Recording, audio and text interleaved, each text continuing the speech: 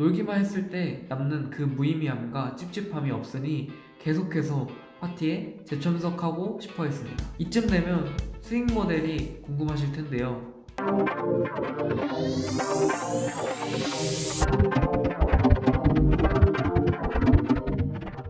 유료 멤버십 독서 모임 커뮤니티인 트레바리는 강남 빌딩 한 채를 전용 공간으로 가지고 있습니다.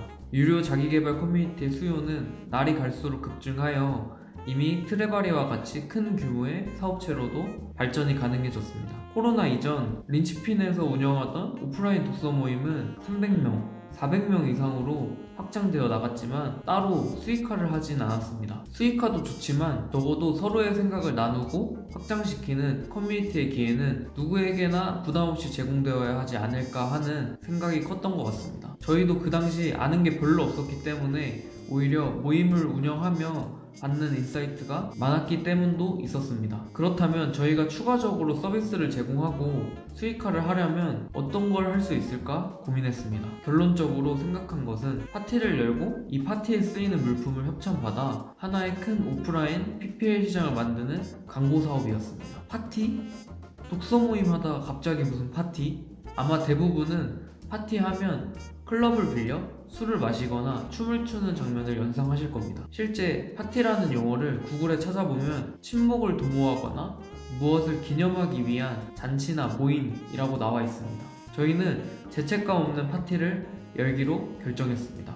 사실 이는 에피쿠로스 학파의 철학에서 아이디어를 딴 것인데, 이들은 쾌락주의로서 단순한 육체적, 물질적 쾌락보다는 정신적 쾌락이 훨씬 더 상위에 있다고 주장했습니다. 이를테면 포르쉐를 구매하면 3년간은 꿈만 같고 기쁘겠지만 그 기쁨은 이내 람보르기니를 타고 싶다는 욕구로 바뀌게 됩니다. 그러나 정신적 쾌락은 지성을 높이고 유한한 자원에 대해 인식하게 하기 때문에 마음에 평화와 안정을 줄 수 있다는 것입니다. 저희는 정신적 쾌락을 추구하는 파티를 열어보기로 한 것이었습니다.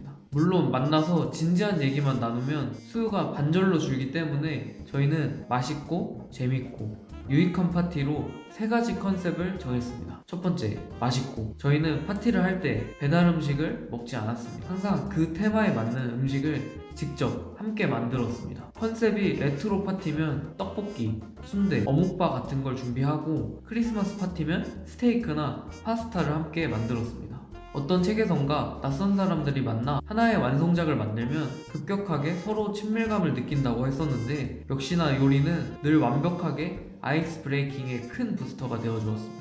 서로 만든 요리를 나눠 먹으며 급격하게 가까워졌고, 본격적인 파티 이전에 유연한 분위기가 형성되었습니다. 입이 열리면 마음이 열린다는 말도 있지 않던가요? 실제로 미국의 굉장히 유명한 인플루언서 디너라는 파티도 저희와 비슷한 방식으로 커뮤니티를 확장해 나갔습니다. 한번 확인해 보시면 좋을 것 같고요. 두 번째, 재밌고. 저희는 2주에 한 번씩 파티 컨텐츠를 짜는 아이디어 회의를 했습니다. 한 번도 컨셉은 겹친 적은 없었습니다. 방학이 끝나갈 무렵 진행한 방학 장례식, 앞에서 언급한 레트로 파티, 야외에서 진행한 피크닉 파티 등 저희는 제일 먼저 사람들이 재미있어 할 컨셉을 기획했습니다. 그리고 컨셉에 맞는 드레스 코드와 게임을 짰습니다. 게임은 보통 아이스 브레이킹을 목적으로 런닝맨, 신서유기 같은 프로그램에서 나오는 게임이나 보드게임을 주로 했는데, 성인이 되어 이런 게임을 경험할 일이 잘 없다 보니 다들 좋아하고 굉장히 시간 가는 줄 몰랐던 것 같습니다. 세 번째, 유익하고. 세 번째 컨셉이 사실 다른 파티들과 가장 차별점이라고 할 수 있을 것 같습니다. 저희는 컨셉에 맞는 컨텐츠를 짰는데, 이를테면 레트로 파티 때는 부루마블 보드게임을 컨텐츠로 녹여냈습니다. 원래 부루마블 각 칸에 있는 나라와 도시 이름을 빼고 책이나 세미나에서 나오는 본질적인 질문, 나를 돌아보게 하는 질문들을 채워넣었습니다. 내 삶에 가장 중요한 단 한 가지는, 나를 색깔로 표현한다면 나에게 가장 큰 영향을 준 인물은, 사람들은 모두 자신을 어떤 방식으로든 표현하고 싶어 합니다. 하지만 각자 현실의 바쁜 삶을 살아가며 서로에게 무심해집니다. 내 안의 이야기를 주의 깊게 들어주는 사람이 잘 없어서 말을 아끼게 됩니다. 죄책감 없는 파티를 오면서 사람들은 자신의 이야기를 하며 생각을 정리하고 다른 사람들의 이야기를 들으면서 인사이트를 얻어갔습니다. 린치핀 파티에 오신 분들은 집에 돌아가셔서 오늘도 놀기만 했네. 책 한 자라도 더 봐야 했는데. 가 아닌 오늘도 굉장히 유익하게 많이 배웠다. 일주일 또 열심히 살아가야지 라는 생각을 했습니다. 놀기만 했을 때 남는 그 무의미함과 찝찝함이 없으니 계속해서 파티에 재참석하고 싶어 했습니다. 이쯤 되면 스윙 모델이 궁금하실 텐데요. 일본에 시루카페라는 곳이 있습니다. 이 카페의 음료는 가격이 정말 저렴합니다. 다름 아닌 명언입니다. 카페 음료가 무료라고?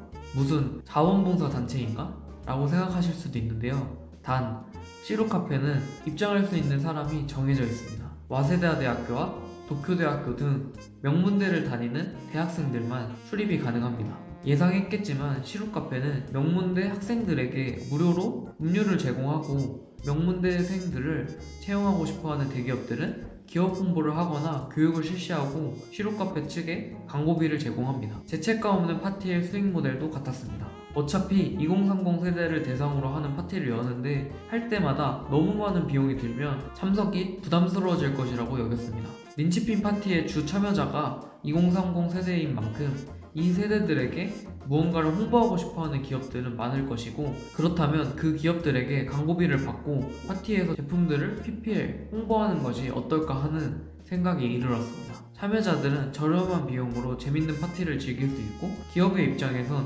홍보를 할 수 있고, 저희는 하나의 수익 모델이 완성되는 것이니 손해볼 사람이 없었습니다. 다만 저희는 광고를 한다고 해서 그것을 숨기거나 길게 설명을 해서 파티의 분위기를 깨지는 않았습니다. 한 번은 이온 음료를 협찬받았는데 저희는 그걸 다 마시고 물을 채워 볼링핀으로 활용했습니다. 사람들은 볼링을 하면서 계속 그 이온 음료를 무의식적으로 보게 되었고, 그런 재미있는 홍보 활동은 사람들로 하여금 웃음을 짓게 했습니다. 지금의 2030 세대들은 상품의 기능도 중요하지만 그 상품으로 어떤 것을 할 수 있는지가 더 중요하다는 것을 알고 있었습니다. 저희는 제품을 계속 보고 갖고 놀 수 있도록 파티에 잘 녹여냈고 결과는 성공적이었습니다. 사람들이 점차 많아지고 협찬이나 홍보되는 제품도 슬슬 많아질 무렵 생각지도 못한 일이 벌어졌습니다. 바로 코로나19가 발발한 것입니다. 저희는 이 난관들을 어떻게 헤쳐나갔을까요? 코로나가 심해지면서 저희는 오프라인 활동들을 전혀 할 수 없어졌거든요. 다음화에 계속됩니다. 다음화가 궁금하신 분들 또는 저희 린치핀 크루에 관심이 있으신 분들은 좋아요, 구독 통해 응원 부탁드리겠고요. 모두가 파이어를 이루는 그날까지 저희 린치핀 클래스는 계속해서 앞으로 나아가도록 하겠습니다. 모두 파이팅!